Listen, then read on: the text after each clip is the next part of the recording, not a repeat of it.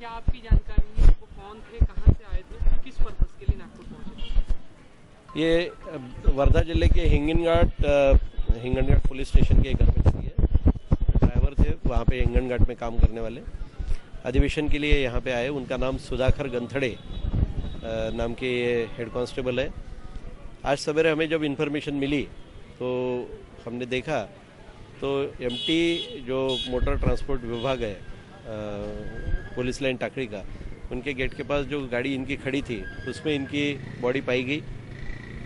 ये सोते हुए अवस्था में मिले, शरीर पे कोई निशान नहीं है। इसके बारे में मृत्यु का निश्चित कारण मालूम होने के लिए हमने इसको मेयो हॉस्पिटल में लाया है। सर, ये नागपुर किस पर्पस के लिए ऑन ड्यूटी किस पर्पस के लिए पहुंचे थे और उसके बाद कब पहुंचे नागपुर, उसके बाद कहाँ सोए थे? ये अधिवेशन के लिए कल रात में यहाँ पे पहुंचे हैं, ऐसी इन्फॉर्मेशन अभी तक मिली है और गाड़ी में ये सोए हुए पाए गए। माझं लता विजयराव गंथडे, मी हिंगणघाटला राहते। काल मी अमरावतीलाच होती।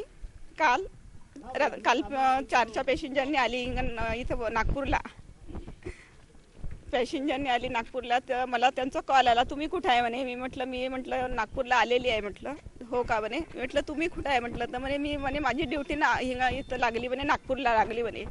तर ठीक आहे म्हटलं। तर मी म्हणे जेवण करायला येऊ का म्हणे, या म्हटलं। तर मग ते आले, मी टिफिन वगैरे पटकनच त्यांना करून दिलं आणि लगेच ते परत आले।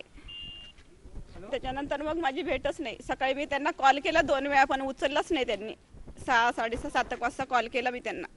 तर मी म्हटलं फोन उचलत नाही म्हणून मग त्याच्यानंतर मला 9 वाजता इकडनंच कॉल आला, तुम्ही कोण बोलत आहे म्हटलं। त्यांची वहिनी बोलत आहे म्हटलं। तर ते म्हणे गाडीमध्ये झोपू नये म्हणे, ते सांगत नव्हते म्हटलं। तुम्ही सगळं काय मला सांगा म्हटलं तुम्ही म्हटलं। यांनी मग मला सांगितलं। मग त्याच्यानंतर मी सगळ्यांना कॉल लावले।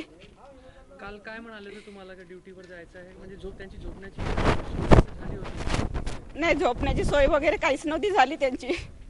घरून पण ब्लँकेट वगैरे त्यांनी आणलं होतं इथं। गाडीमध्ये का झोपावं लागलं? मग त्याची सोय नसेल झाली तर ते गाडीमध्ये झोपले असेल।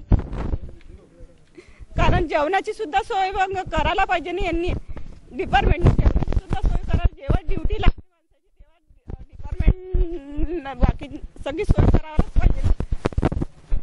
जेवाची सोय नाही, पांघराची सोय नाही, राहण्याची सोय नाही, तर मग हे डिपार्टमेंट कशाचं? पोलीस लोकांना त्रास का बरं?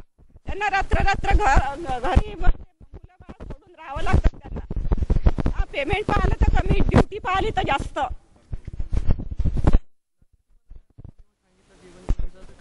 मी घेऊन द्या म्हणे, पॅक करून मी टिफिन घेऊन जाते म्हणे। इकडे कुठं झोपणार वगैरे काही सांगितलं नाही, मला गाडीतच झोपावं लागेल म्हणे। नाही, याच वेळेस लागली त्यांची ड्युटी।